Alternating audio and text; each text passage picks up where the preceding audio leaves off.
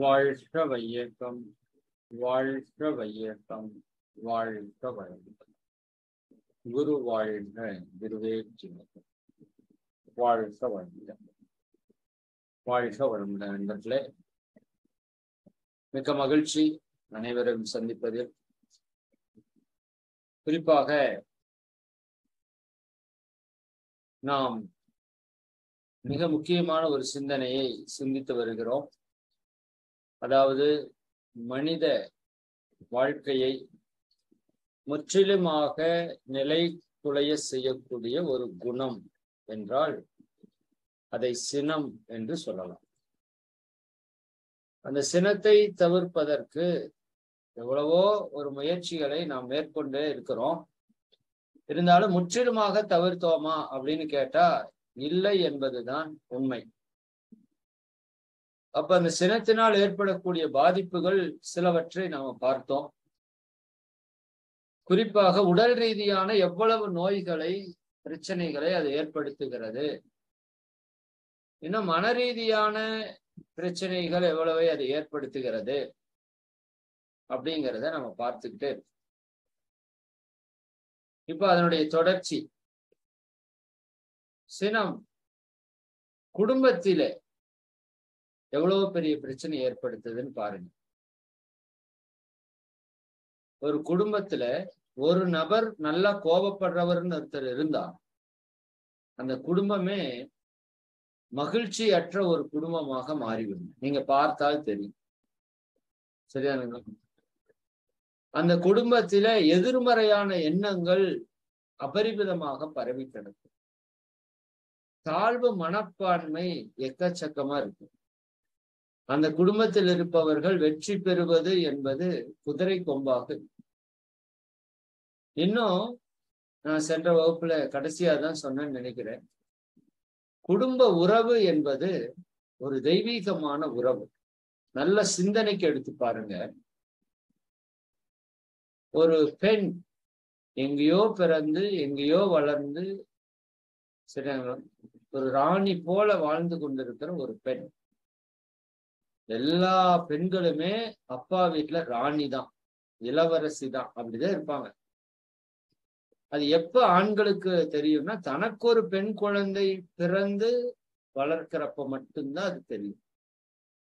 இப்ப அவ்வளவு ஒரு சுதந்திரமாக, மகிழ்ச்சியாக, ஆனந்தமாக வாழ்ந்து கொண்டிருக்கிற ஒரு பெண் நம்முடைய இல்லத்திற்கு வந்து நமக்காக நம்முடைய அடிப்படை தேவைகள் முதற்கொண்டு அத்தனையும் நிறைவேற்றி கொண்டிருக்கிறாள் அப்படின்னா அந்த பெண்ணிற்கு நாம் எவ்வளவு நன்றி உணர்வோடு இருக்க வேண்டும் அப்படிங்கிறத நம்ம சிந்தனைக்கு எடுக்கணும். சரிதானுங்களா? இது மகரிஷி ஆழமா சொல்லுவாங்க. இதை நம்ம அடுத்த சிந்தனையில பார்க்கலாம். பெண்ணின் சிறப்பு என்ன, பெண்ணின் மதிப்பு என்ன? இந்த உலகம் அமைதியா இருக்கணும்னா சிறப்புணர்ந்த பெண் மதிப்பு இருந்தால் மட்டுமே நிகழும். ஏன்னா இந்த சமுதாயத்தை உருவாக்கக்கூடியவங்களே அவங்கதான்.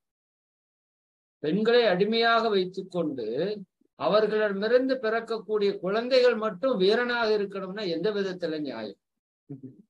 இதான் மகரிஷி கேட்கிறாங்க. ஏன்னா பெண்கள் தான் உலக உயிர்கள் அத்தனையுமே உற்பத்தி பண்றாங்க. அந்த பெண்களுக்கு படிப்பறிவு இருக்காதாமா, அந்த பெண்களுக்கு முழு சுதந்திரம் இருக்காதாமா, அந்த பெண்களுக்கு உரிமை முழுசா கிடைக்காதாமா. ஆனா அந்த பெண்களிலிருந்து வரக்கூடிய அத்தனை உயிர்களும் ஆரோக்கியமா சக்தியோடு இருக்கணும்னா எப்படி இருக்க முடியும்? சரி, அது தனியா பார்ப்போம். அப்ப ஒரு பெண் அந்த வீட்டுல இருந்து நமக்காக வந்து சர்வீஸ் பண்றாங்க அப்படின்னா அந்த பெண்ணிற்கு நாம எவ்வளவு நன்றி கடன் பட்டிருக்கணும் அப்படிங்கிறது ஒரு பக்கம். அதையும் கடந்து நாம் என்ன பண்றோம்? அவர்கள் மேல் கோபத்தை பாய்ச்சுகிறோம். சரியா? அப்ப அந்த கோபம் அவர்களுடைய உணர்வை தாக்கும் போது இது ஆண்களுக்கும் பொருந்தும். ஆண்களும் அப்படிதான் வச்சுக்கோங்களேன். பெண்களுக்கு ஒரு சிறப்பு நிலை இருந்தாலும் ஆண்களும் அதே மாதிரிதான். 25 ஆண்டுகள் ஒரு பெற்றோர் பெற்று வளர்த்தி ஆளாக்கி அவனும் அப்படிதான் இருக்காங்க. பெண்களை விட ஜாலியா ஊர் சுத்திட்டு ஜாலியா. சரி, அந்த ஆணுக்கென்று சம்பாதித்தா அவன் மாசத்துல 4 நாள் 5 நாள் வேலைக்கு போனா போதும். அவ்வளவுதான் அவனோட தேவை. வேற என்ன தேவை?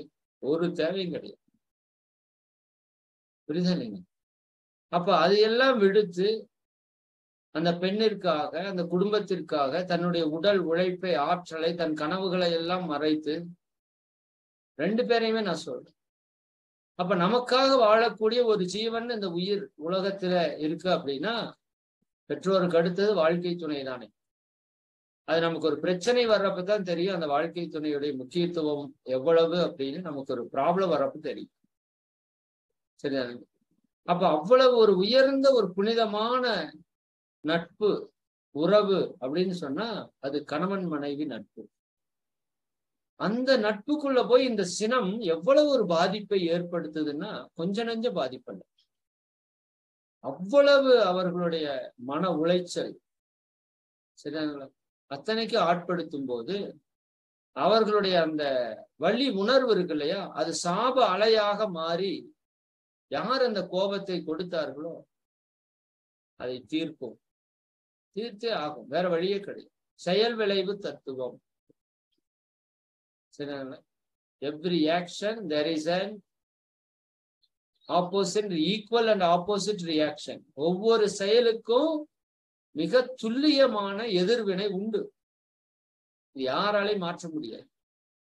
அப்ப அதன் அடிப்படையில நமக்கு இவ்வளவு நன்மை செய்த ஒரு உயிருக்கு நாம் இவ்வளவு துன்பத்தை கொடுக்கிறோம் அப்படிங்கிறது உண்மையாலுமே மனிதத்தன்மையற்ற ஒரு செயல். சரிங்களா? சரி, அதனுடைய விளைவு என்ன ஆகும்னா அவர்களிடமிருந்து வரக்கூடிய சாப அலைகள் நமக்கு உடலிலே பல நோய்களை உருவாக்கும், மனதிலே குழப்பங்களை ஏற்படுத்தும், வாழ்க்கையிலே சிக்கல்களை ஏற்படுத்தும், ஏன் எதிர்பாராத விபத்துகளை கூட ஏற்படுத்தும். அப்ப குடும்பத்தில கோபம் எப்படியெல்லாம் செயல்படுத்துவாரு. சரியா? அதற்கு அடுத்தது சமுதாயத்திற்கு பாதிப்பா இல்லையா? சமுதாயத்தில் மிகப்பெரிய பாதிப்பு தான். ஏன்னா நாம் படக்கூடிய சினம் நம்ம கிட்ட மட்டும் பதியல, பிரபஞ்சத்துல பதியுதுன்னு சொன்ன இந்த இடத்துல கவனமா இருக்கு. நம்முடைய எண்ண அலைகள், நீங்க நினைக்கிற ஒவ்வொரு எண்ண அலைகளும் பிரபஞ்சம் முழுவதும் பாய்ந்து கொண்டே இருக்கு. இது நம்ம ஆல்ரெடி உங்களுக்கு தெளிவா பேசிட்டோம். நாம் நினைக்கின்ற ஒவ்வொரு எண்ணங்களும் பிரபஞ்சத்தினுடைய எல்லை வரை பாய்ந்து கொண்டிருக்கிறது. அப்ப நாம படக்கூடிய சினம், கோபம் அப்படிங்கிறதுனுடைய உணர்வு அலைகள் இந்த வான்காந்த களத்திலே, பிரபஞ்ச காந்த களத்திலே பதிவு செய்யப்படுகிறது. அது பதிவு செய்யப்படுவதோடு மட்டுமல்லாம இது போன்ற அலைகள் யாரெல்லாம் இருக்கிறாங்களோ அவர்களோடு இணைந்து அது செயலுக்கு வந்து கோபம் அப்படிங்கிறது உண்மையாலுமே நாம படுற கோபம் நம்ம கோபம் மட்டுமல்ல. பல பேர் இங்க பட்டு வச்சிருக்கிற கோபத்தினோட ஃப்ரீக்வன்சி நமக்குள்ள இறங்கிது. எப்படி 93.5ன்னு வச்சீங்கன்னா என்ன வருது?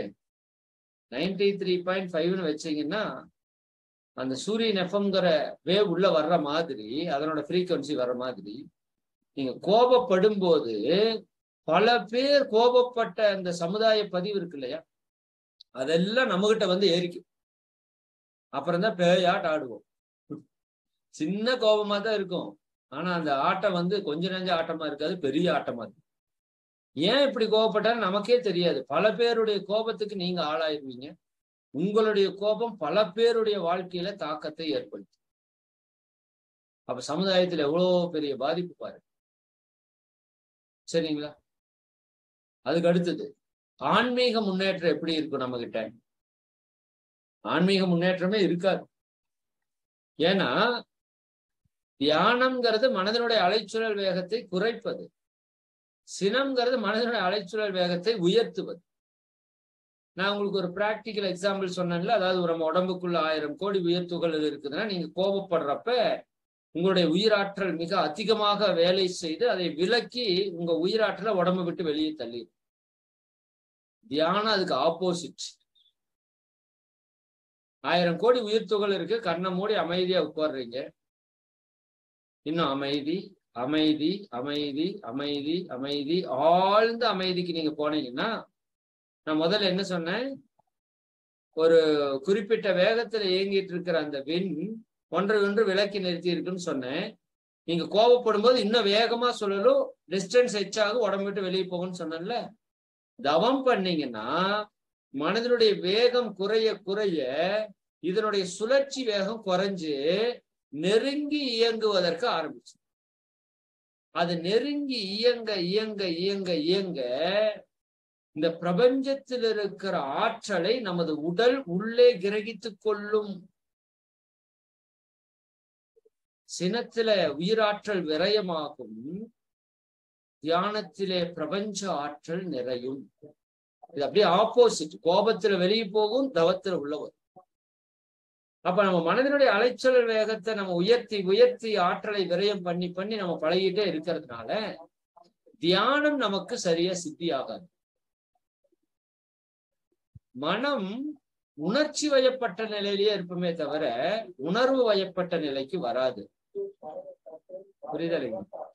அப்ப உணர்ச்சி வயப்பட்ட நிலையில் இருக்கிற மனம் தியானத்தில் ஈடுபட முடியாது, தற்சோதனை பயிற்சியில ஈடுபட முடியாது. இதனால் தன்னுடைய பிறவியின் நோக்கத்தை அது அடைய முடியாது. நல்லா புரிஞ்சுக்கோ. நல்லா கோபப்படுறவர் இறையுணர்வை பெறுவது என்பது சாத்தியமற்ற ஒரு செயல். சரியா? ஏன்னா நீங்க தியானம் பண்ணி கொஞ்சம் எனர்ஜி சேர்த்துவீங்க, கோபப்பட்டு மொத்த எனர்ஜி லாஸ் பண்ணுவீங்க. விஸ்வாமித்திரர் அப்படின்னு ஒரு ஞானி, ஞானின்னு நம்ம சொல்றோம், ஒரு முனிவர்னு சொல்லலாம், கரெக்ட். அப்ப அவர் என்ன பண்ணுவாராமா, காட்டுக்குள்ள போவாராமா, நல்லா தியானம் பண்ணுவார், ஃபுல்லா எனர்ஜி ஏறிடும். சரி, அங்க கோவப்படுறதுக்கு எந்த சூழலும் கிடையாது, இயற்கை தானே. அப்படியே வெளியே வருவார், வந்து எவனா ஒருத்தன் தப்பு பண்ணுவான், பார்த்தானா அப்படியே ஒரு கோபம் வருமாமா, சாபம் கொடுப்பார். இவர் இத்தனை ஆண்டுகள் செய்த தவத்தினுடைய பலன் அந்த ஒரு கோபத்திலே வெளியே போய் என்ன பிரயோஜனம்? புரியுதா? ரொம்ப கவனமா இருக்கணும். மகிழ்ச்சி என்ன சொல்றாங்கன்னா, சினம் கவலை இவை இரண்டும் மனிதர் வாழ்வை சீரழிக்கும் நச்சாகும். மனிதர் வாழ்க்கையவே சீரழிக்கக்கூடிய நச்சு இந்த சினமும் கவலையும். பயத்தையும் ஒரு இடத்துல சொல்வார் மகரிஷி அவர். சினம் கவலை இவை இரண்டும் மனிதர் வாழ்வை சீரழிக்கும் நச்சாகும். என்ன பண்ணணும்? தினம் சிறிது நேரம் இதற்கென ஒதுக்கி சிந்தித்து செயலாற்றி இவை என்னிடம் எழாமல் காப்பேன் என்று பலமுறை சொல்ல வெற்றி கிட்டும்னு சொல்லுவார். என்ன பண்ணணும்? தினம் இதற்கென சிறிது நேரம் ஒதுக்கி சிந்தித்து இவை இரண்டும் இனிமேல் என்னிடம் எழாமல் நான் காப்பேன் என்று பல முறை நாம சங்கல்பமா சொல்ல சொல்ல நிச்சயமா வெற்றி கிடைக்கும், மாற்று கருத்து கிடையாது. சரியாங்களா?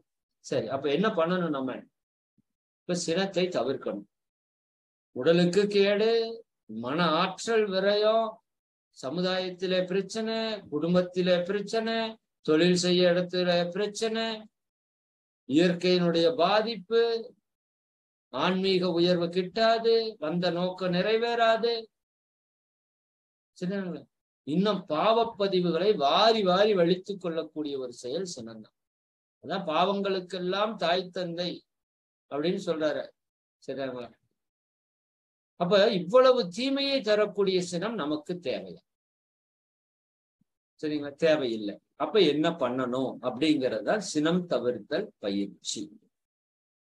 அதுல முக்கியமான நுட்பம்னு நான் ஒண்ணு போன வகுப்புல நான் சொல்றேன்னு சொல்லி நல்லா புரிஞ்சுக்கோங்க. சினம் தவிர்த்தல் பயிற்சியில ரொம்ப ரொம்ப முக்கியமான ஒரு தகவல் என்னன்னா, இருக்கிற இயல்பை புரிந்து கொண்டால் ஒழிய சினத்தை தவிர்க்க முடியாது. புரிதல் புரிதல் புரிதல். நான் ஒரு பல முறை உங்ககிட்ட ஞாபகப்படுத்திட்டு, சினத்தை கட்டுப்படுத்த முடியுமானா நிச்சயமா முடியும், நிச்சயமா முடியும். முடியாதுங்கிறது அங்க எதுவுமே கிடையாது. நம்ம மனம் நினைத்தால் அதை கட்டுப்படுத்திக்கும். எப்படி? இப்போ ஒரு பஸ்ல ஏறுறீங்க, யாரோ ஒருத்தர் உங்க காலை மிதிக்கிறாங்க, நல்லா மிதிச்சிட்டாங்கன்னு வச்சுக்கோங்க, எப்படி கோபம் வரும்? பயங்கர கோபம் வருமா இல்லையா? சரியா? திரும்பி பாக்குறீங்க, ஒரு 6 அடி ஹைட்டு, உடம்பு சும்மா நல்லா விரிஞ்ச உடம்புல போலீஸ் யூனிஃபார்ம் போட்டு ஒருத்தர் நிக்கிறாரு. இப்ப நீங்க சினம் காப்பீங்களா? சினத்தை காமிப்பீங்களா? காமிக்க மாட்டோம். ஏன்னா காமிச்சா என்ன ஆகுன்னு உங்களுக்கு நல்லா தெரியும். அதனால வள்ளுவர் சொல்றாரு, செல்லிடத்து காப்பான் சினங்காப்பான், செல்லாதிடத்து காக்கிலன் காவாக்காலன்னுங்கிறார். உன் கோபம் எங்க செல்லுபடியாகுமோ அங்க நீ கோவப்படாம இருக்கணும். மேனேஜர்கிட்ட நான் கோவப்பட மாட்டேன், நீ படி பாரு, பண்ணி பாருங்களேன். சரியா? ஆப்போசிட்டா இருக்கிறவன் வலுவானவா இருக்கனா கோபம் தானா நிக்குது, தானா நிக்குது. ஏன்? சரியா? அதான் நம்ம புரியுது. அப்ப செல்லிடத்து காப்பான் சினங்காப்பான். உங்க கோபம் எங்க செல்லுபடி ஆகும்? வீட்டுலதான் செல்லுபடி ஆகும். வெளியே போய் செலுத்தி பாருங்களேன் பாப்பா, தூக்கி போட்டு மிதிப்பான் இல்லையா? புரியுதா இல்லைங்களா? வேலை சீட்டை கிழிச்சு கையில கொடுத்துருவான் இல்லையா? அப்ப நம்ம கோபம் எங்க செல்லுபடி ஆகுதோ அந்த இடத்துல காத்தாதான் அதுக்கு பேரு சினத்தை காப்பதுன்னு பேரு. செல்லாத இடத்துல நீ காத்தாலும் காக்காட்டி ஒண்ணுதான், ரெண்டும் ஒண்ணுதான். புரியுதா இல்லைங்க? நான் அதே மாதிரி சொல்லியிருக்கேன். நீங்க ஒரு பைக்ல போயிட்டு இருக்கீங்க, சரிதானா? ஒரு நாய் வந்து குறுக்கால விழுந்துருச்சு. நீங்க எத்தனை பேர் டென்ஷன் ஆகி கத்துவீங்க? கத்துவீங்களா? கத்த மாட்டீங்க. ஏன்? நாயின்னா அப்படித்தான் இருக்குன்னு உங்களுக்கு தெரியும். சரி, நாயோட இயல்பு அப்படின்னு உங்களுக்கு புரியும். அதனால நீங்க டென்ஷன் ஆக மாட்டீங்க. அது போயிருச்சுன்னா கொஞ்சம் பயம் வரும், சரிங்களா? அப்புறம் அப்படியே அட்ஜஸ்ட் பண்ணிட்டு போயிருவீங்க. புரியுதா? ஒரு குழந்தை உங்க வண்டிக்குள்ள வந்துருச்சுனாலும் உங்களுக்கு கோபம் வராது. ஆனால் ஒரு மனிதன் வந்தா உங்களுக்கு கோபம் வரும். ஏன்னா நம்மகிட்ட இருக்கிற புரிதல் அப்படி. இவன் வேணும்னே வரான்னு நீங்க நினைச்சா கோபம் வரும், இவங்க தெரியாம வந்துட்டாங்கன்னு நினைச்சா கோபம் வராது. நான் இது இவங்களுக்கு சொல்லியிருக்கேன்னு தெரியல, எனக்கு பயங்கரமா கோபம் வரும். கொஞ்சம் நஞ்சு இல்ல, பயங்கரமா கோபம் வரும். கம்பெனில நான் ஒரு டைம் ஒர்க் பண்ணிட்டு இருந்தப்ப என் பக்கத்தாலேயே யாரும் வரமாட்டாங்க, அப்படி கோபம். சரிதானுங்களா? அப்ப இன்னொரு எனக்கு என்ன ஒரு பழக்கம்னா, பைக்ல போறப்ப பின்னாடி யாராச்சும் ஹார்ன் அடிச்சா கோபம் வந்து. ஏன்னா நானே கொஞ்சம் வேகமா தான் போவேன் பொதுவா. நம்ம ஏதாவது நடு ரோட்ல போய் ஸ்லோவா போய் ஏதாவது பண்ணி ஹார்ன் அடிச்சா ஓகே, அக்செப்ட். நாமளே முடிஞ்ச வரைக்கும் அந்த ரோட்ல வண்டியோ எந்த அளவுக்கு போக முடியுமோ அந்த அளவுக்கு போயிட்டு இருக்கிறப்போ பேக்ல வந்து ஹார்ன் அடிச்சாங்கன்னா எப்பவுமே கோபம் வரும். ஒரு நாள் எப்படி ஆச்சுன்னா கோபம், ஒரு லாரிக்காரரு தேவையில்லாம ஹார்ன் அடிச்சுட்டு வந்துட்டே இருக்காரு. சரிங்களா? எவ்வளவு நேரம் பொறுக்கிறது? பொறுமை இல்லை நமக்கு. அப்போ என்ன பண்ணு தெரியுங்களா? லாரிக்கு முன்னாடி டூ வீலரை நிறுத்தி இறங்கி டிரைவர் கூட சண்டை. என்னன்னு, நீ வண்டி ஓட்டு, நான் லாரி ஓட்டுறேன், நான் பின்னாடி ஹார்ன் அடிச்சுட்டே வர்றேன், நீ கொஞ்ச நேரம் அமைதியா வா. சரிங்களா? எதுக்கு தேவையில்லாம ஹார்ன் அடிக்கணும்? பிடிச்ச அந்த ரோட்லயே சண்டை. எல்லாரும் அப்படியே கூடிட்டாங்க. தம்பி உடுப்பா, வண்டி எடுப்பா, எல்லாரும் போகணும்பா காலையிலப்பா, அப்படி இப்படின்னு. சரிதானே? அப்ப அந்த அளவுக்கு எனக்கு கோபம். அப்போ இந்த கோபத்தால யாருக்கு லாஸு? மகரிஷிட்ட வந்ததுக்கு அப்புறம் தான் தெரியுது நமக்கு தான் முற்றிலும் லாஸு. கோபத்தை புத்தர் என்ன சொல்றாரு தெரியுங்களா? பிறர் செய்யும் தவறுக்கு உனக்கு நீயே கொடுத்து கொள்ளக்கூடிய தண்டனை கோபங்கிறார். எனக்கு அந்த வார்த்தை மிகப்பெரிய மாற்றத்தை ஏற்படுச்சு. இப்ப லாரிக்காரர் தப்பு பண்ணாரு, ஆமா தப்பு பண்ணாரு. நீ ஏன்பா உன்னோட ஹார்ட்டினோட பீட்டு எகுற மாதிரி கோபப்படுற, கத்தற? உனக்குத்தானே லாஸு. உன்னோட உடல் லாஸு, உன்னோட மனசு லாஸு, உன்னோட எனர்ஜி லாஸு. எதுக்காக? பிறர் செய்யற தவறுக்கு உனக்கு ஏன் நீ தண்டனை கொடுக்குற? அவருக்கு தண்டனை கொடுத்தா ஓகே, உனக்கு ஏன் தண்டனை கொடுக்குற? சரி, மிக அற்புதமான ஒரு வாசகம் புத்தரோடது. நாம் அதைத்தான் பண்ணிட்டே இருக்கோம். யாரோ ஒருத்தர் தப்பு செய்வாங்க, நான் எனக்கு நானே தண்டனை கொடுத்துக்குவேன். அதுக்கு பேரு தான் கோபம். அப்புறம் ஒரு புரிதலுக்குள்ள வரணுங்கிறதுக்காக ஒரு ஆராய்ச்சி தான். எனக்கு சினம் தவிர்த்தல் ஆராய்ச்சியில நான் பண்ண ஆராய்ச்சி. அப்போ எனக்கு என்ன, பின்னாடி வர்றவன் ஹார்ன் அடிச்சா கோவப்படக்கூடாது, அதானே? அப்ப நான் சிந்திக்கிறேன், அப்ப ஏன் ஹார்ன் அடிக்கிறாங்க? நீங்க யோசிச்சு பாருங்க, நீங்க யாராவது வேணும்னே வண்டியில போறப்ப ஹார்ன் அடிச்சுட்டே போயிருக்கீங்களா? கிடையாது. என்னோட லைஃப்ல நான் பண்ணது கிடையாது. வேணும்னே ஹார்ன் அடிக்காது, தேவைக்கு தான் ஹார்ன் அடிப்போம். ஏதாவது அவசரமா இருக்கலாம், ஆத்திரமா இருக்கலாம், போகலாம், முக்கியமான விஷயமா இருக்கலாம், வேகமா போகணுங்கிறது, அந்த மாதிரி நேரத்துல ஹார்ன் அடிச்சுட்டு போறோம். அப்ப என்னோட புரிதல் என்ன நான் யோசிக்கிறேன், அப்ப இந்த கோபம் வர்றதுக்கு காரணம் பின்னாடி வர்றவங்க ஹார்ன் அடிக்கிறாங்க. நாமளும் நிறைய நேரத்துல ஹார்ன் அடிச்சுட்டு போறோம். அப்ப தேவைக்கு தான் ஹார்ன் அடிக்கிறோம், தேவையில்லாம ஹார்ன் அடிக்கிறது இல்லை. முதல் புரிதல். சரி, அப்ப ஹார்ன் அடிக்கிறாங்கன்னா அவங்களுக்கு ஏதோ ஒரு தேவை இருக்கு. ஒன்னா நீ ஒதுங்கிப்போ, விலகிப்போ, அவங்க போட்டு போ. இன்னொன்னு பாருங்க, இதே மாதிரி சத்தம் உங்களுக்கு பின்னாடி ஒண்ணு வருது, வை வை வை வை வை வைன்னு வருதுன்னு வச்சுக்கோங்க. இப்ப உங்களுக்கு கோபம் வருமானா? எனக்கு அப்ப கோபம் வரல. மாறா நான் என்ன பண்றேன், ஓரமா வண்டியை போட்டு நின்றுட்டு அருள் காப்பு போட்டிருக்கு. யாருக்கு? அந்த வண்டிக்கு. இந்த வண்டிக்குள்ள யார் இருந்தாலும் அவங்களுக்கு இரையாற்றல் பாதுகாப்பா இருக்கணும், அந்த உயிர் பாதுகாப்பா இருக்கணும்னு அருள் காப்பு போடுறேன். அப்ப ஒரே சத்தம் ஒண்ணுதான், இந்த பக்கம் வாய் வாய் வாய் வாய்ன்னு வருது, அவன் பேன ஹார்ன் அடிக்கிறான், அவ்வளவுதானே. அப்ப இந்த சத்தம் வர்றப்ப இருக்கிற பொறுமை, வரக்கூடிய ஒரு கருணை, ஒரு அன்பு, ஏன் அந்த சத்தம் வரப்ப வரல? அப்படின்னா புரிதல். என்னங்க? புரிதல். அப்ப அன்றுல இருந்து என்ன பண்ண, ஹார்ன் அடிக்கிறாங்களா, பொறுமையர், முடிஞ்சா ஒதுங்கி ஓரமா போகும். இல்லாட்டி கம்முன்னு உங்க பாட்டுக்கு நீங்க போயிட்டே இருக்கு, அதை பத்தி கண்டுக்க வேண்டாம். நாய் குலைக்குது அப்படிங்கிற காட்டி நம்ம யாரும் போய் எதிர்த்து குலைக்கிறது இல்லை. ஏன்னா நாயை பற்றி ஒரு புரிதல். அப்ப ஒவ்வொருத்தவங்களும் இப்படித்தான் இருப்பாங்கன்னு நீங்க புரிஞ்சுக்கிட்டா நமக்கு என்ன வராது, கோபம் வராது. அதனாலதான் 16 காரணங்களை நான் முன்னாடி நடத்தினேன். இப்ப அந்த சப்ஜெக்ட் எடுத்து இங்க பொருத்திப்பாரு. இவர் ஏங்க இப்படி இருக்காரு, அது அவருடைய இயல்பு, அது அவருடைய இயல்பு.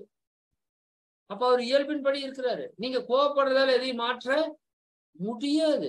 மகிழ்ச்சி சொல்றாங்க, கோபத்தால் ஏதாவது நீங்க மாத்திருக்கீங்களா இது வரைக்கும் உலகத்துல? எதையும் நீங்க மாத்த முடியாது. அப்படி ஏதாவது மாறுச்சுன்னா பயந்துட்டு டெம்பரவரியா மாறும், பர்மனண்டாவெல்லாம் மாறும். கோபத்தால எந்த ஒரு லாபத்தையும் இது வரைக்கும் இந்த சமுதாயம் பெற்றதா சரித்திரமே கிடையாது. சரிங்க, எல்லாம் லாஸ் தான் நம்ம பார்த்துருக்கோம். அப்ப இந்த கோபம், நமக்கு வரக்கூடிய கோபம், நமக்கு இவ்வளவு துன்பத்தை கொடுக்கக்கூடிய கோபம், இதை போக்கணும் அப்படின்னா உங்களுக்கு ஒரு புரிதல் வர வேண்டும். இந்த சமுதாயத்தை பற்றி, இயற்கையை பற்றி ஒரு புரிதல் வரணும். உங்களுக்கு ஒரு துன்பம் வருதுன்னா என்னுடைய கர்ம வினை போகுதுன்னு புரிஞ்சுட்டா கோபம் வராது.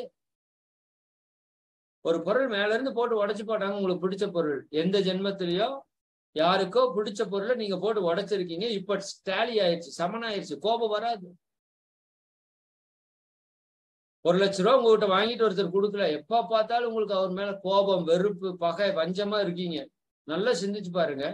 இந்த ஜென்மத்திலேயே எந்த ஜென்மத்திலேயே நம்ம யார்கிட்டயோ 1 லட்ச ரூபா கடன் வாங்கி திருப்பி கொடுக்காம இருக்கோம். இப்ப அவங்க நம்மகிட்ட தூக்கிட்டு போயிட்டான், அது வரைக்கும் நல்லது. இப்ப எப்படி உங்களுக்கு கோபம் வரும்? கோபம் வராது. இந்த புரிதல் வந்துட்டா கோபம் வராது. இவர் இப்படி இருக்கணும்னு நினைக்கிறங்காட்டி தான் உங்களுக்கு கோபம் வருது. அவர் அப்படி இருக்கணும்னு நீங்க ஏன் நினைக்கிறீங்க? நினைக்கிறது நம்ம தப்பு. அவர் எப்படி இயற்கையில் இருக்கணுமோ அப்படி இருக்கிறாரு. நீங்க இப்படிதான் இருக்கணும் நீங்க டிசைன் பண்றீங்க. அப்படி இயற்கையில பண்ண முடியாது. இயற்கையில அப்படி பண்ண முடியாது. சரிங்களா? ஓஷோலையோ சூஃபிலையோ ஒரு வெற்று படகுன்னு ஒரு கான்செப்ட். சரிங்களா? ஒருத்தர் படகுல அப்படியே போயிட்டே இருக்காரு. படகுல அப்படியே போயிட்டே இருக்கு. சரிதானுங்க? தனியா போயிட்டு இருக்காரு குளத்துல. அப்படியே கொஞ்ச நேரம் உட்கார்ந்து தியானம் பண்றாரு. தியானம் பண்றப்ப இன்னொரு படகு வந்து டம்முன்னு அவர் படகு மேல மோது. டம்முன்னு மோது. உடனே அவர் கோபத்தை கலைச்சிட்டு, எவ்வளவு கோபம் வரும் சார், தவத்தை கலைச்சிட்டு கோபம் பயங்கரமா, ஜெவண்டா அது அப்படின்னு திரும்பி பாக்குறாரு. அந்த படகுல ஆளே இல்லை, ஆளே இல்லை. சரி, இப்ப யார் மேல கோபப்படுவீங்க? அது வெற்று படகு. அது அடித்த காற்றிலே மிதந்து வந்து உங்க படகுல மோதி. இப்ப கோபம் வராதுல்ல? வராதுல்ல. அது மாதிரி நம்ம மேல யாரெல்லாம் கோபத்தை கொடுக்குறாங்களோ அவங்களாம் வெற்று படகு. சரிங்களா? இந்த காற்றில் வந்தது மாதிரி நம்ம கர்ம வினை அவர்கள் மூலமாக நம்ம கிட்ட வந்து சில டிஸ்டர்ப் பண்ணிட்டு போகும். இதை புரிஞ்சுக்கிட்டா கோபம் இல்லை. ஒரு பழமொழி கேட்டிருக்கலாம், எய்தவன் ஒருவனுக்கு அம்பை நொய்வது ஏன்? கேள்விப்பட்டிருக்கீங்க? எய்தவன் ஒருவனுக்கு அம்பை நொய்வது ஏன்? இப்ப படகு பிடிச்ச ஒருத்தர் திட்டிட்டு இருந்தா என்ன சொல்லுவீங்க? உனக்கெல்லாம் அறிவே இல்லையா? பார்த்து வரமாட்டேயா? நான் தவம் பண்ணிட்டு இருக்கிறேன். சரி, இப்படியா திட்டுவீங்க படக? யாரும் திட்ட மாட்டீங்க. ஒருத்தர் அம்பு ஒண்ணு விட்டுட்டான், உங்க கையில குத்திருச்சு, சரிதாங்களா? இப்ப அந்த அம்பை எடுத்து பேசிட்டு இருப்பீங்களா? உனக்கெல்லாம் அறிவே இல்லையா? சரிதானா? அப்படியா கேட்பீங்க? கரெக்டா போக தெரியாதா உனக்கு? அப்படியே கேட்பீங்க. ஏன்னா விட்டது இன்னொருத்தன். நீங்க அம்பை பிடிச்சு நோகிறதால பிரயோஜனம் இல்லை சாமி. விட்டவனை பிடிக்கணும். சரிதானுங்களா? அப்ப விட்டவன் யார்? நம்ம கர்மா. உங்க வீட்டுக்காரர் நம்மளை திட்டுறாருன்னா, வீட்டுக்காரமா திட்டுறாங்கன்னா, வெளியில ஏதாவது துன்பம் வருதுன்னா, பிரச்சனை வருதுன்னா, நம்ம கர்மா அவங்க மூலியமா வருது. இத புரிஞ்சுட்டா எப்படி கோபம் வரும்? கோபமே வராது. அமைதியா இருப்போம், சாந்தமா இருப்போம், பொறுமையா இருப்போம், நிறைவா இருப்போம், நிம்மதியா இருப்போம். ஆனா புரிதல் வராம சினத்தை தவிர்க்க முடியாது. இவர்கள் இப்படித்தான். அதனாலதான் பெரிய தத்துவம் என்ன? Accept as it is. உள்ளதை உள்ளவாறு அவ்வாறே ஏற்றுக்கொண்டால் உங்கள் வாழ்க்கையில் துன்பம் இல்லை. இது இப்படி இருக்குமா? ஆமா, அது அப்படிதான் இருக்கும். ஒன்னும் பண்ண முடியாது. சரிதானுங்களா? புரிஞ்சுதா இல்லையா? அப்ப ஏற்றுக்கொள்ளுங்க. இப்படி ஒவ்வொரு நபரையும் ஏற்றுக்கொள்ளுங்க. பிரச்சனை சால்வு. என் கர்ம வினைதான் போகுதுன்னு நினைங்க, பிரச்சனை சால்வு. சரிங்களா? சரி, இப்ப பயிற்சி அட்டவணைக்குள்ள வந்துடலாம். மிக முக்கியமான விஷயம்.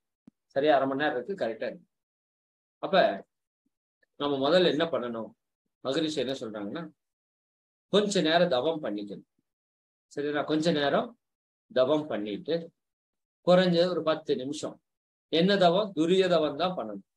துரிய தவம் கொஞ்ச நேரம் பண்ணிட்டு ஒரு பேப்பர், நான் உங்களுக்கு அந்த அட்டவணையை எடுத்து கொடுத்துட்டுமா? ஒரே நிமிஷம் அட்டவணை கொடுத்தேன்.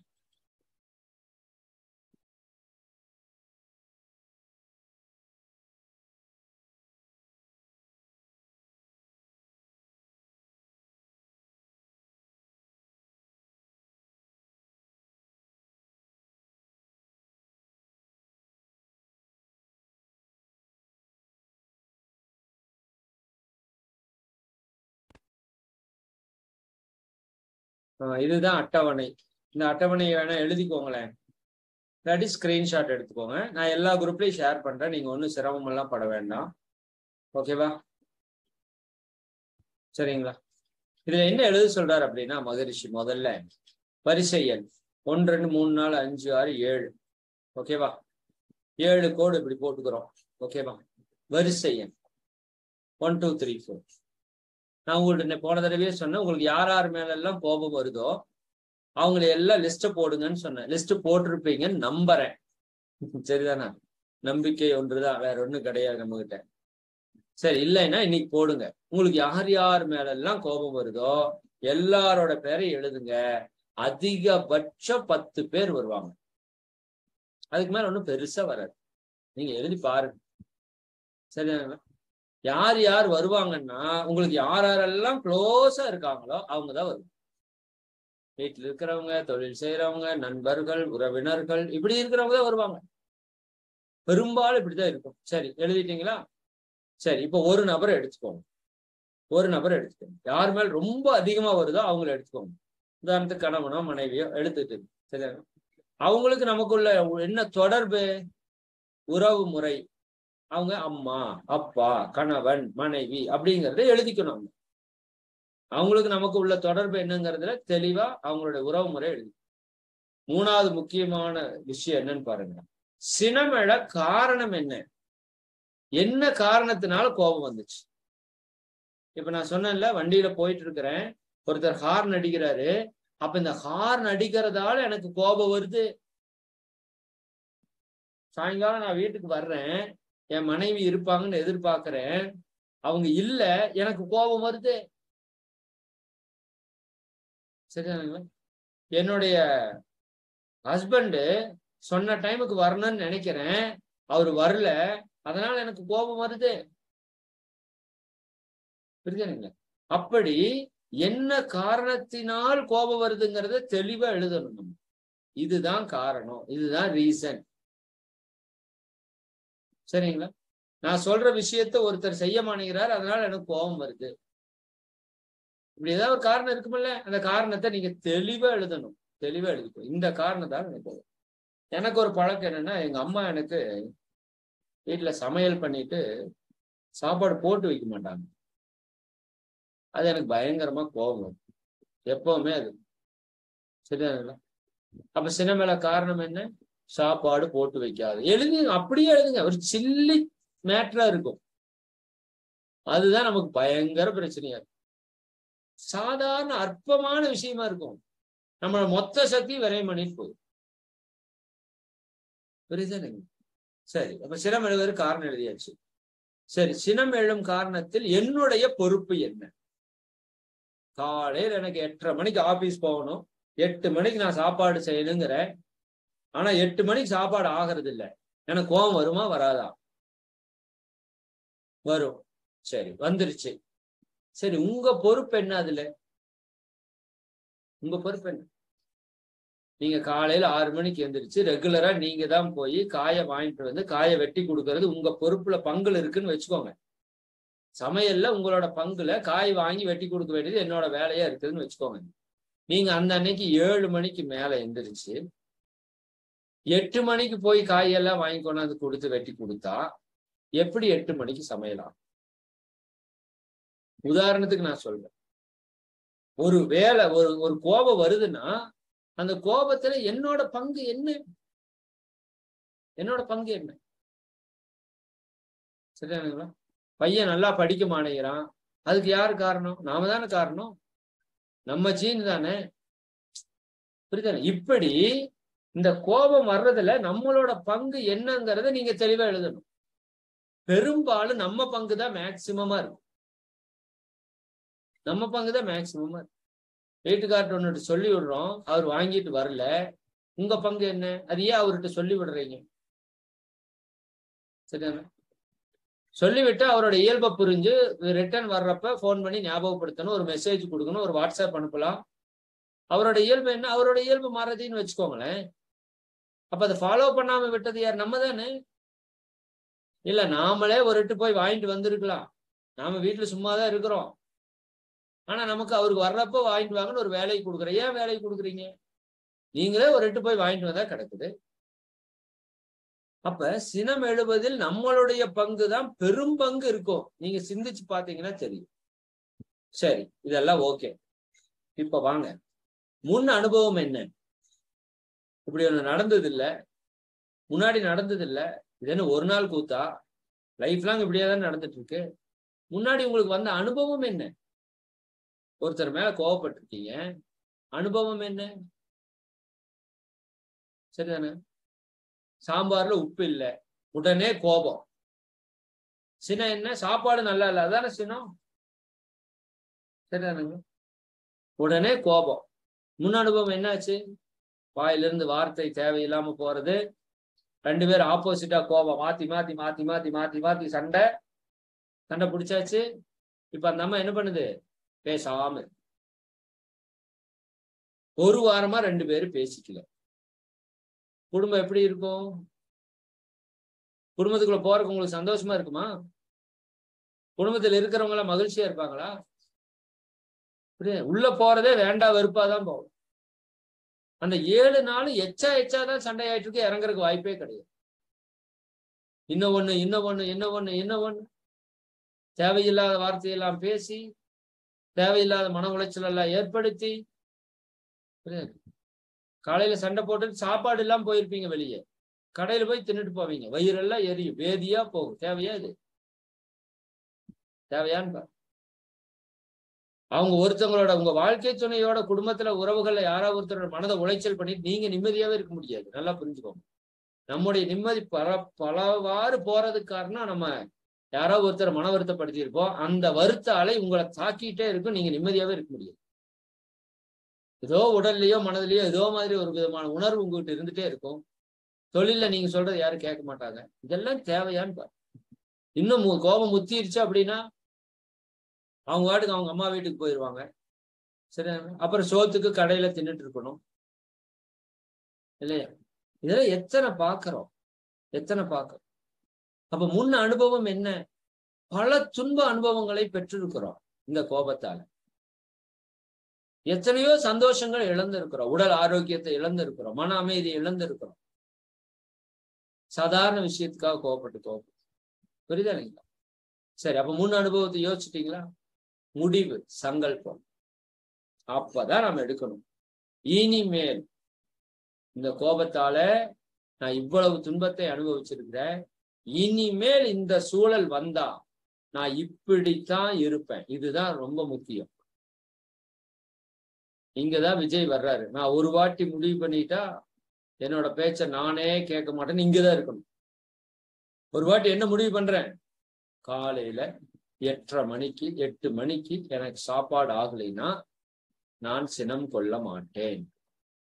மாறாக என்ன பண்ணுவேன்? சரியா? முடிஞ்சா அங்க இருக்கிற பழங்களை சாப்பிடுறேன். இல்லாட்டி போற வழியில 2 இட்லி சாப்பிட்டுட்டு போறேன். அன்பா பேசுறேன். ஏமா ஏதாவது உங்களுக்கு ஏதாவது வேலை இருக்கும், கொஞ்சம் லேட்டா இருக்குமா, சரி பரவாயில்லாம நான் போற வழியில ஏதாவது சாப்பிட்டுக்கிறேம்மா, ஒரு பழங்கீரை ஏதாவது சாப்பிட்டுக்கிறேம்மா, அப்படி ஏதாவது சொல்லிட்டு நான் போயிடுறேன் அப்படின்னு ஒரு சங்கல்பத்தை நீங்க மனதுல ஆழமா பதிவு வைக்கணும். சும்மாவெல்லாம் வராது. தெளிவா சிந்திச்சு, அதான் மாதிரி சொல்லுவாங்க, சாந்தமான மனநிலையில் சலனமின்றி ஆய்ந்திட சாந்தமான மனம். அதனாலதான் தவம் பண்ணிட்டு இந்த சிந்தனையை எடுக்கணுங்கிற. நாம ஏன் தவம் பண்ணி சிந்திக்கிறோம்? சும்மா சிந்தனை வரை எத்தனையோ பேர் கேட்கறாங்க, எவ்வளவு பேர் ஃபாலோ பண்றாங்க. அப்ப தவம் பண்ணி மனதை அலைச்சல் வேகத்தை குறைத்து அந்த சக்தி வாய்ந்த மனோநிலையில நீங்க சங்கல்பம் ஏற்றுகிறீங்க, எழுதுறீங்க, அதுல பதிவு வைக்கிறீங்க, அச்சடிக்கிறீங்க. என்னன்னு, நாளை முதல் கொண்டு நான் வண்டியில போறப்ப பின்னாடி யாராவது ஹார்ன் அடிச்சா ஏதாவது ஒரு தேவைக்காக அடிப்பாங்கன்னு நான் ஒதுங்கி போறேன். இன்னும் அவங்கள வாழ்த்துறேன். நான் அமைதியா இருக்கிறேன், பொறுமையா இருக்கிறேன். சரிதானுங்களா? இப்படி நான் சங்கல்பம் பண்ண முடியுமா? முடியாதா? பண்ணணும். இன்னைக்கு வெற்றி. இப்ப யாரு வந்து ஹார்ன் அடிச்சாலும் நமக்கு டென்ஷன் ஆகுறது இல்லை. இப்படி உங்க லைஃப்ல எங்கெங்கெல்லாம் கோபம் வருதுன்னு கண்டுபிடிச்சு அதனுடைய விளைவு என்னன்னு பார்த்து அதுக்கு நீங்க முடிவா ஒரு சங்கல்பம் ஏற்றி வைக்கணும். சரிதானா? புரியுதா? நீங்க அப்ப மனைவி சாயங்காலம் வர்றாங்க, வீட்டுல இல்ல. அப்ப என்ன நீங்க யோசிக்கணும்? அன்னைக்கே இப்படித்தான் கூப்பிட்டு போன்ல சத்தம் போட்டோம். அவங்க ஏதோ ஒரு காரணத்துலதான் வெளியே போயிருக்கிறாங்க. அவங்க ஒன்னும் வெளியே ஜாலியா சுத்தருக்கு போகல. அவங்க நம்ம தான் ஏதாவது வேலை கொடுத்து வச்சிருப்போம். ஆதார் கார்டை மாத்திட்டு வா, பேன் கார்டை மாத்திட்டு வா, ரேஷன் கடைக்கு போயிட்டு வா, குழந்தைகளை கூட்டிட்டு வா, அதுக்கு கொண்டுட்டு போயிட்டு வா, இது கொண்டு நாம ஏதாவது ஒண்ணு சொல்லி வச்சிருப்போம். நமக்கு அது மறந்து போயிடும். அப்ப அன்னைக்கு கூப்பிட்டு நீங்க சொன்ன வேலைக்கு தான் வெளியே வந்திருக்கிறேன்னு அவங்க ஏதாவது சண்டை போடுறாங்கன்னு வச்சுக்கோங்க. புரியுதா இல்லைங்களா? அந்த கோபம், அதனால வந்த அனுபவம். அப்ப என்ன பண்ணணும்? கண்ணை மூடி உட்கார்ந்துக்கணும். இதனாலதான் எனக்கு கோபம் வருது, இதனோட விளைவு இப்படி எல்லாம் இருந்துச்சு. சரியாங்களா? அப்ப இனிமேல் நான் வீட்டுக்கு வர்றப்ப அவங்க இல்லை அப்படின்னா எப்படி நீங்க நினைக்க போறீங்க? அவங்க ஏதோ ஒரு வேற காரணத்தால ஒரு வேலையாலதான் போயிருக்கிறாங்க, அவங்க வந்துருவாங்க. கூப்பிட்டு பொறுமையா கேட்பேன், ஏமா எங்கம்மா இருக்கீங்க, என்ன வேலையில இருக்கீங்க, பொறுமையா கேட்டா முடிஞ்சது வேலை. இல்லாட்டி விட்டுருங்க, அவங்க வருவாங்கல்ல, அவங்களே போன் பண்ணி சொல்லுவாங்க. புரியுதா இல்லைங்க? அப்ப இந்த முடிவு சங்கல்பம் தான் இங்க மிக மிக முக்கியம்ங்கிறார் மகரிஷி. முடிவை நீங்க சங்கல்பமா உங்க துரியத்துல நின்று எடுக்கணும். இது என்னிடம் எழாமல் காப்பே, இந்த சூழல்ல நான் இப்படி நடந்துக்க மாட்டேன், மாறாக இப்படி நடந்து கொள்வேன். உங்க மைண்ட்ல நீங்க என்ன பண்ண, ரிஹர்சல் பார்க்க சொல்றாரு, ஒரு படம் ஓட்ட சொல்றாரு. சரியானுங்களா? இந்த இடத்துல நான் இப்படி நடக்க மாட்டேன், இப்படித்தான் நடப்பேன்னு நீங்க அந்த இடத்த என்ன பண்ணணும்? 1க்கு 100 முறை நீங்க சங்கல்பம் செய்ய செய்ய உங்க சங்கல்பம் வலிமை ஆயிருச்சுன்னா நீங்க எப்படி நினைச்சீங்களோ அப்படியே நடந்துக்குவீங்க. புரியுது இல்லைங்களா? அப்ப இது ரொம்ப ரொம்ப முக்கியம். சரி, இது கூட இன்னும் 2 விஷயம், முக்கியமான விஷயத்த நான் உங்க கூட ஷேர் பண்ணிக்கிறேன். என்னன்னா, அதாவது மகரிஷி சொல்லுவாங்க, சினம்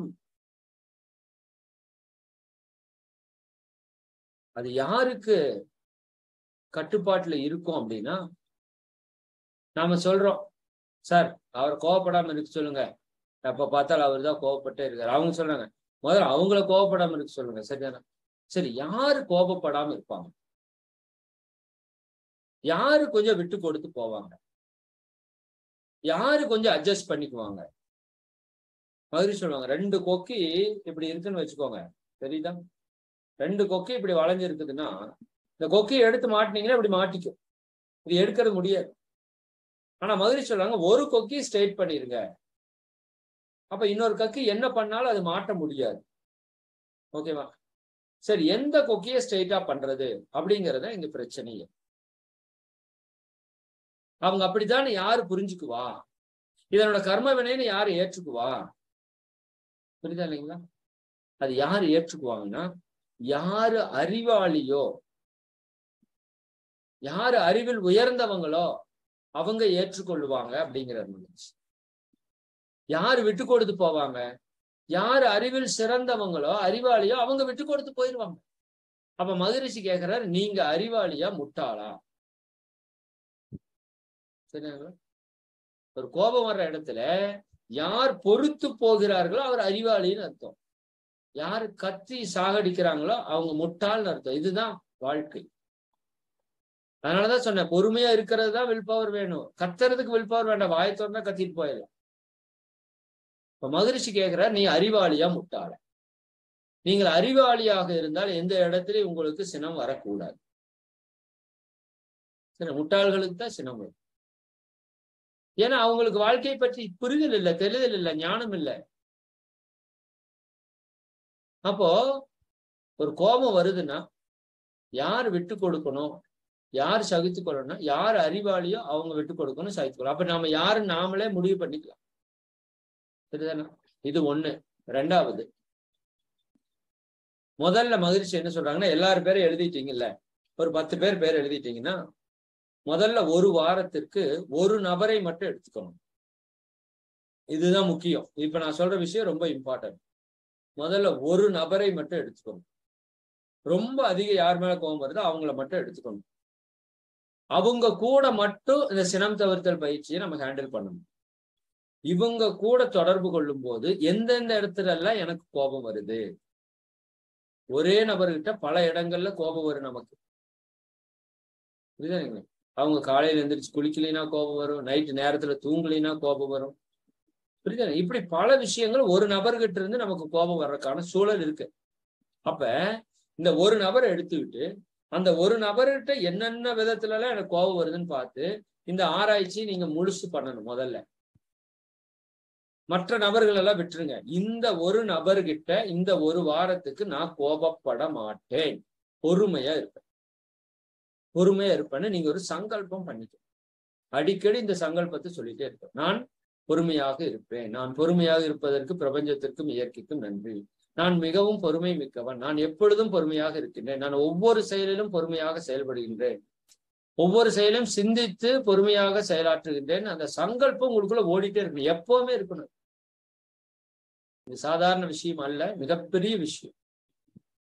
பல துன்பங்கள்ல இருந்து நம்ம விடுவிக்கக்கூடிய விஷயம். அதை நிச்சயமா பண்ணிதான். இப்ப பொறுமைங்கிற சங்கல்பத்தை நம்ம மனதில் வைத்துக் கொண்டு அந்த நபரு கூட தொடர்பு கொள்ளப்பல விழிப்புணர்வோடு இருக்கணும். ரொம்ப முக்கியம். அவேர்னஸ். அவங்க கூட தொடர்பு கொள்ள ரொம்ப விழிப்புணர்வா இருக்கும். இதுவும் சாத்தியம் இல்லையா? ரொம்ப ஈஸியா சாத்தியம். நீங்க பாருங்க, சண்டை வந்துடும், நமக்கு கோவப்பட்டுருவோம். கோவப்பட்டனையும் அவங்க கூட பேச மாட்டோம். பார்த்துருக்கீங்களா? நிறைய வீட்டுல அப்படிதான் நடக்குது, பேச மாட்டோம். சரி, பேசாம இருக்கிறீங்கன்னா பாருங்க, எல்லாரும் கூட நல்லா பேசிட்டு இருப்பீங்க, அவர் வந்தாருன்னா மட்டும் ஸ்டாப் பண்ணிடுவீங்க. கவனமா இருக்க முடியுதுல்ல? விழிப்புணர்வோட. தெரியாம கூட பேச மாட்டேங்க. என் பையனுக்கு எனக்கு ஒரு அனுபவம். அவன் ஏதாவது சொல்லி கேட்கல, அப்ப என்ன பண்ண, நான் பேச மாட்டேன்ட்டேன். 2 நாள் அவன் போராடுனா, அப்பா பேசுங்கப்பா பேசுங்கப்பா பேசுங்கப்பான்னு. 2 நாளா நான் பேசவே இல்லை. அப்ப எனக்கு ஒரு கான்பிடன்ட் அப்ப கிரியேட் ஆச்சு. அப்ப 2 நாள் என் பையன் கூட பேசாம இருக்க முடியுதுன்னா அந்த அளவுக்கு நான் அவேர்னஸா இருக்கிறேன். அவனுக்கு தண்டனை கொடுக்கணுங்கிறதுல, பழி வாங்கணுங்கிறதுல, ஓப்பனா சொல்ல போனா. அப்ப அங்க இருக்க முடியுது இல்ல. அப்புறம் ஏன் அவங்ககிட்ட கோவப்படாம இருக்கணும்னா இருக்க முடியல. முடியும், கண்டிப்பா முடியும். முடியாதுங்கிறது ஒண்ணு. நான் முயற்சி எடுக்கல. சரி, அப்ப நம்ம சங்கல்பம் என்ன வைக்கணும்? அவங்க கூட பேசாம இருக்கணும்னு ஒரு சங்கல்பம் வைக்கிறீங்கல்ல மைண்ட்ல, வைராக்கியமா இருக்கிறீங்கல்ல ஒரு கெட்ட செயலுக்கு. அந்த மாதிரி நான் இவங்க கிட்ட கோபப்பட மாட்டேன். என்ன ஆனாலும் கோவப்பட மாட்டேன். எக்காரணத்திலையும் கோவப்பட மாட்டேன். எந்த சூழலையும் கோவப்பட மாட்டேன். பொறுமையா இருப்பேன், சிந்திப்பேன், செயல்படுவேன். அப்படி சங்கல்பம் வச்சுட்டு அவங்க கூட ஒரு வாரம் நீங்க டிராவல் பண்ணிட்டே இருக்கணும் இந்த புரிதலோட. இதுல மிக முக்கியமா ஒரு உச்சகட்டமான விஷயம் என்னன்னா, அவங்க மேல இருக்கிற கோபத்தை போக்குறதுக்கு அவங்க நமக்கு எத்தனை நல்லது செஞ்சிருப்பாங்க. கொஞ்சம் நஞ்ச நல்லதா? யோசித்து பாருங்க. கொஞ்சம் நஞ்ச நல்லதா? எத்தனை நல்லது செஞ்சிருப்பாங்க. நம்ம கல்யாணம் பண்ணிக்கிட்டதே மிகப்பெரிய நல்லது இல்லையா? சரிதானே? அந்த அம்மா மட்டும் கல்யாணம் பண்ணிக்கலன்னு வச்சுக்கோங்களேன். அந்த அம்மா அந்த இடத்துல ஒரு ஆள் இல்லை, கல்யாணம் நமக்கு நடக்கலைன்னு வச்சுக்கோங்க. நம்ம எப்படி இருப்போம்? ஒரு செகண்ட் யோசிச்சு பாருங்களேன்.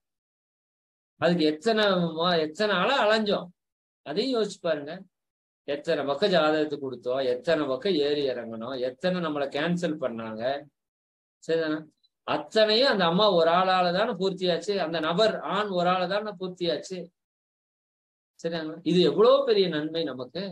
கல்யாணம் ஆகலைன்னா நம்ம கதி என்ன, நம்மளை என்னன்னு சொல்லுவாங்க, நம்ம வாழ்க்கை எப்படி இருக்கும்? அங்க தொடங்குங்க. என்ன கல்யாணம் பண்ணிக்கிட்டதே அவங்க செஞ்ச மிகப்பெரிய ஒரு புண்ணிய செயல். நாம் அதுக்கு நன்றி கடன் பட்டவங்களா இருக்கணும்.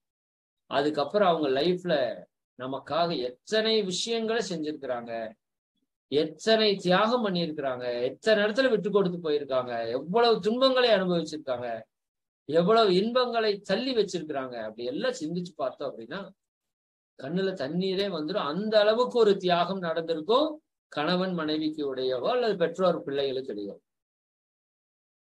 அவ்வளவு உழைப்பு நமக்காக. சரிதானா? 4 மணிக்கு வகுப்புல எந்திரிக்கிறதுக்கெல்லாம் எங்க வீட்டுக்காரம்மா ரெகுலரா 3:30க்கு எந்திரிச்சுவாங்க. அவங்களுக்கு பாப்பா இன்னைக்கு வரைக்கும், அவளுக்கு 5 வயசு ஆச்சு. இன்னைக்கு வரைக்கும் நைட் அவளுக்கு தூக்கம் டிஸ்டர்ப்ல இருக்கு. நைட்டு முழுசா அவங்க நல்லா தூங்குறது இல்லை. அப்போ இவ்வளவு பிரச்சனைக்குள்ளேயும் நமக்கு வகுப்புக்காக நம்ம எந்திரிக்கணுங்கிறதுக்காக இவ்வளவு தூரம் சப்போர்ட் பண்றாங்களே. இப்படி ஒவ்வொரு விஷயத்திலையும் பார்த்தா நம்ம குடும்பத்துக்காக எத்தனையோ இழந்திருப்பாங்க, எத்தனையோ மான அவமானங்களை தாங்கியிருப்பாங்க. புரியுதானுங்களா? இத்தனையும் கடந்து இருக்கிற ஒரு நபருக்கு நாம என்ன கொடுக்கிறோம்? நன்றி செலுத்த வேண்டாமா? அப்ப அது என்ன பண்ணணும்னா, அப்படி கோபம் வர்ற நபரை எடுத்து என்ன பண்ணணுங்க, அவங்க செஞ்ச நல்லதெல்லாம் முதல்ல லிஸ்ட் அவுட் பண்ணணும். முதல்ல எடுத்து பார்த்தீங்கன்னா, எடுத்தோடனே பார்த்தீங்கன்னா மைண்ட்ல எப்படி தெரியும்னா, அவங்க நமக்கு எதுவுமே நல்லதே பண்ணல, எதுவுமே நமக்கு நல்லதே பண்ணல, எல்லாமே தப்பு தான் பண்ணியிருக்கிறாங்க, அப்படிதான் தோணும். இது மனித மனதினுடைய இயல்பாவே மனசு என்ன சொல்லுது, இவங்க எங்க எனக்கு நல்லது பண்ணாங்க, அத்தனை எனக்கு துன்பம் தான் கொடுத்துருக்காங்க சொல்லு. இது எந்த மனசு? இது உணர்ச்சி வயப்பட்ட மனோநிலை, தெளிவான மனோநிலை இல்லை.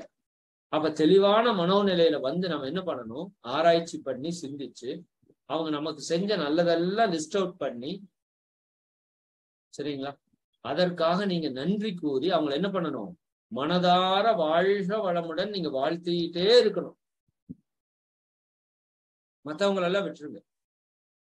அவங்கள நினைத்து அவங்க செய்த நன்மைக்கெல்லாம் நீங்க வாழ்த்திட்டே வாங்க. இந்த வாழ்த்து அலை போகுது இல்லையா, அந்த அலையோட வேலை என்ன செய்யுதுன்னு உங்களுக்கு தெரியும்.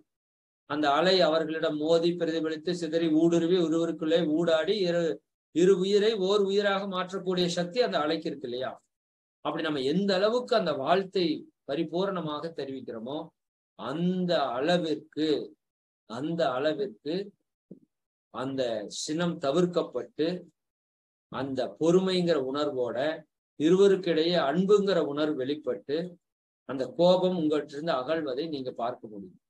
ஆனா இதெல்லாம் சொல்றேன், கேட்டா நடக்காது, செஞ்சாதான் நடக்கும்.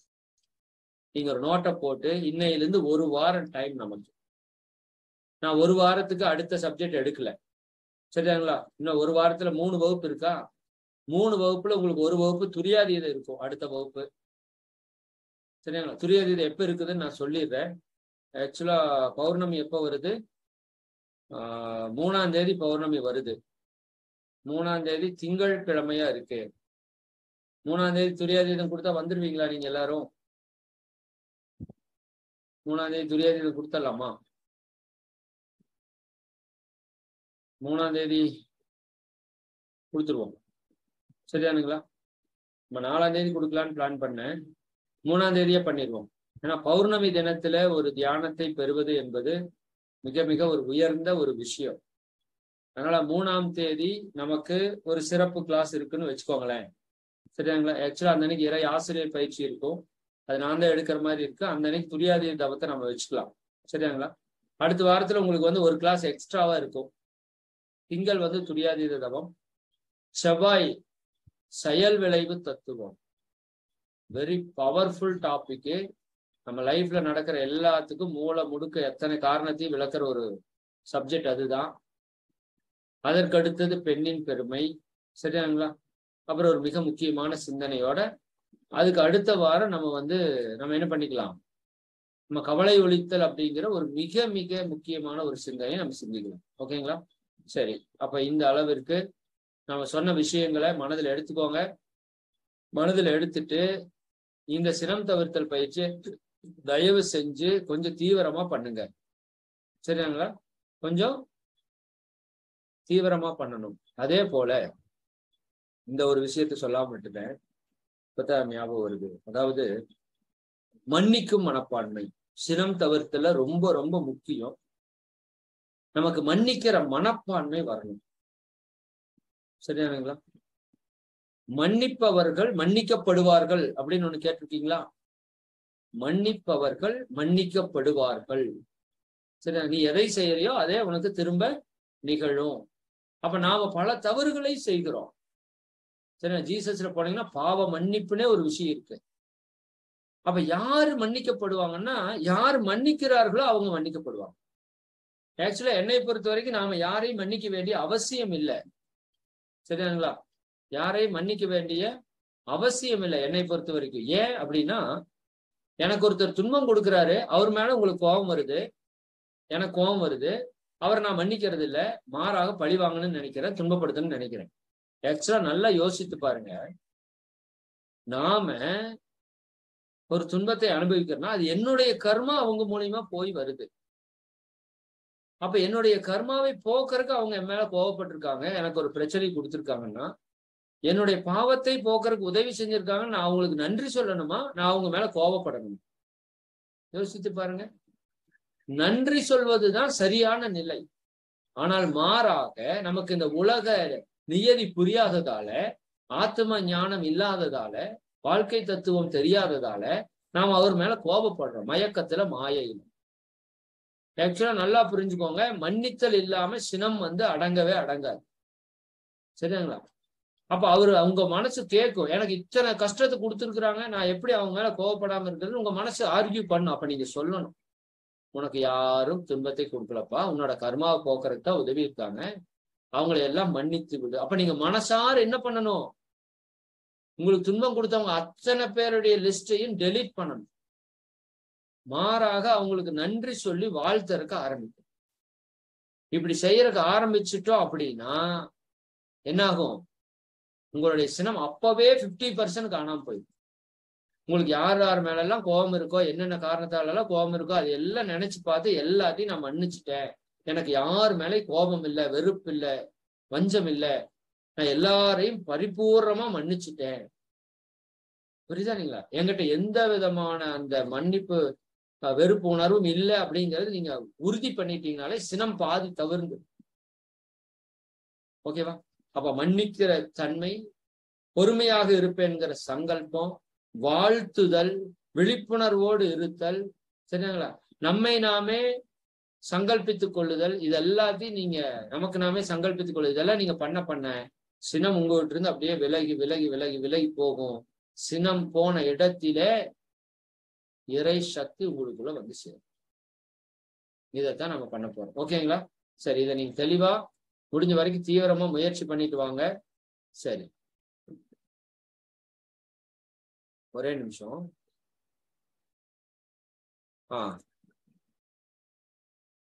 இதுல ஒரு விஷயம் நான் சொல்லாம விட்டுக்கணும். ஒருத்தவங்க போட்டிருக்காங்க, மகரிஷி கோவப்படலான்னு சொல்லியிருக்காருல்ல. ஆமா, மகரிஷி சொல்லியிருக்காரு. என்ன சொல்றாருன்னா, கோபப்படுங்க, நடிப்பு சினமா இருக்கட்டும்னு சொல்றாரு. இதை மகரிஷி பயன்படுத்துறாரு. ஏன்னா சில இல்லங்கள்ல குழந்தைகள் சொன்னா கேட்காது. சரிதானா? அன்பால சொன்னா நிச்சயமா கேட்கும். நம்ம அந்த அளவுக்கு சொல்றதுக்கு நமக்கு பக்குவம் பத்தாது. சரி, சில குழந்தைகள் சொன்னா கேட்காதுன்னு வச்சுக்கோங்க. அப்ப நீங்க அதை கொஞ்சம் மிரட்டணும். அது எப்படி இருக்கணுங்கிறாரு மகரிஷி. சினிமால 2 பேர் சண்டை போடுறாங்கல்ல, சரிங்களா? ஒரு எம்ஜிஆர் நம்பியாரும் சண்டை போடுறாங்கன்னா, 2 பேர் அந்த ஷாட்ல சண்டை போடுவாங்க. ஷாட்டை முடிச்சு வெளியே போனா ஒருத்தர் மேல தோல் போட்டு ஜாலியா பேசிட்டு என்ஜாய் பண்ணிட்டு போவாங்க. அப்ப அது என்ன சினம்? அது நடிப்பு சினம். அந்த இடத்துல கோபப்படுற மாதிரி நடிக்கிறது தானே தவிர அவர் மேல இவருக்கு கோபம் இல்லை. சரிங்களா? அந்த மாதிரி கோபம்ங்கிறது உங்களோட வார்த்தைகள் இருக்கலாமே தவிர புறத்துல தெரியலாமே தவிர அகத்துல இருக்கக்கூடாது. அகத்துல இருந்தா heart attack confirm heart attack வரும். சரி, எனக்கு கொஞ்சமா மைல்டா ஒரு அட்டாக் வரும், பரவாயில்லையா? சரி, கொஞ்சமா கோபப்பட கொஞ்சமா ஒரு அட்டாக் வரும், பரவாயில்லையா? அப்ப கோபத்தை என்ன பண்ணணும்? குழந்தைய செய்யற, அப்ப அதுக்கு நீங்க சங்கல்பம் பண்ணணும். நடிப்பு சனம்னா சும்மா கிடையாது. நீங்க சங்கல்பம் பண்ணணும். என் குழந்தை இப்படி நடந்துக்கிட்டா நான் இந்த மாதிரி நடிச்சு ஆக்ட் பண்ணி அதை சரி பண்ணிக்குவேன். அப்படி நீங்க ஆக்ட் பண்ணி பார்க்கணும். அப்பதான் நடிப்பு சனம் வரும். இல்லாட்டி ஒரிஜினல் சனம் தான் வெளியே வரும். அதே மாதிரி நீங்க ஒரு இடத்துல வேலை செய்யறீங்க, உங்களுக்கு கீழே 10 பேர் வேலை செய்யணும், 4 பேர் வேலை செய்யாம ஏமாத்திட்டு இருக்காங்க. நீங்க அந்த இடத்துல ஒரு கோபப்படுற மாதிரி நடிக்கலாம். ஆனா அது உங்களுக்கு உள்ள போய் பாதிக்க கூடாது. புரியுதுங்களா? அப்ப சில இடங்கள்ல சினம் தேவைப்படும். அந்த இடத்துல நடிப்பு சினமா பயன்படுத்திக்கோங்க. உங்க உணர்வுகளுக்குள்ள அகத்துல பாதிக்காம கவனமா விழிப்புணர்வோட அந்த நடிப்பு சினத்தை ஏற்படுத்துங்க. பண்ண முடியும், நிச்சயமா பண்ண முடியும். இதை மகரிஷி சொல்லியிருக்காங்க. சரி, அப்ப இது எல்லாம் பயன்படுத்தி நம்ம லைஃப்ல இருக்கிற அந்த கோபத்தை நீங்க நீக்கிட்டாலே நம்ம உயிர் ஆற்றல் அபரிமிதமா நம்ம உடம்புல தங்கறக்க ஆரம்பிச்சு. சரியாங்களா? அப்ப இவ்வளவு ஒரு அற்புதமான பயிற்சியை தொடர்ந்து செஞ்சுட்டு வாங்க. அடுத்த வகுப்பு நமக்கு திங்கட்கிழமை 3ஆம் தேதி அற்புதமான ஒரு உச்சகட்ட தியானமான துரியாதீத தவத்தை வீழ்ச்சியோட நம்ம கொடுத்திருக்கிறோம். சரிங்களா? சரி, இப்ப நான் வாழ்த்து நிறைவு பண்ணிட்டு சில அறிவிப்புகள் கொடுக்குறேன். அனைவரும் அருட்பேராற்றல் கருணையினம், உடல் நலம், நீலாயுள், நிறை செல்வம், உயர்ப்புகள், மெஞ்ஞானம் ஓங்கி, இறை உணர்வு, அறநெறி, கல்வி, தனம், தானியம், இளமை, வலிவு, துணிவு, நன்மக்கட்பேர், அறிவிலுயர்ந்தோர் நட்பு, அன்புடைமை, அகத்தவம், அழகு, புகழ், மனித மதிப்புணர்ந்து ஒழுகும் பண், பொறையுடைமை எனும் பேறு 16 பெற்று பெருவாழ்வு வாழ்க. வாழ்க வளமுடன், வாழ்க வளமுடன், வாழ்க வளமுடன். அன்பர்களே, மிக்க மகிழ்ச்சி.